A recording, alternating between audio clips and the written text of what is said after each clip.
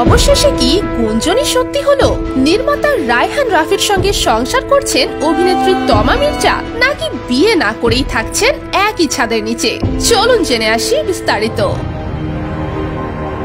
চলচ্চিত্র নির্মাতা রায়হান রাফির সঙ্গে তমা মির্জার প্রেমের গুঞ্জন বেশ কয়েক বছর ধরেই। মাঝে মধ্যেই গুঞ্জন ভাসে তমা মির্জার সঙ্গে চুটিয়ে প্রেম করছেন রায়হান রাফি, আবার শোনা যায় তাদের বিয়েরও গুঞ্জন। এ নিয়ে বেশ কয়েকবার গণমাধ্যমে দুজন দুজনার ভালো বন্ধু হিসেবে পরিচয় দিয়েছেন।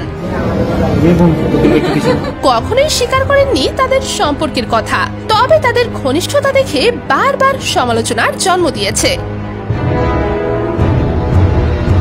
হিসাম নামে এক কানাডা প্রবাসী ব্যবসায়ীকে বিয়ে করেছিলেন তমা মির্জা, তবে সেই সংসারে বনিবনা না হওয়ায় বিচ্ছেদের পথ বেছে নিতে হয় তাকে। এরপর রায়হান রাফির সঙ্গে সিনেমায় কাজ করতে গিয়ে সখ্যতা গড়ে ওঠে বলে জানা যায়। এবার জানা গেল শুধু গুঞ্জনই নয়, তমা মির্জাকেই বিয়ে করেছেন রায়হান রাফি। রায়হান রাফির জন্মদিন ছিল গতকাল। সেখানে মায়ের পাশেই পুরো দস্তুর এক সাংসারিক তমা মির্জাকে দেখা যায়। জন্মদিনে নিজ বাসায় কেক কেটে ফ্রেমে বন্দী হন তমা মির্জা, যেখানে রাফির এক পাশে দেখা গেছে মাকে, অন্য পাশে দেখা গেছে তমা মির্জাকে।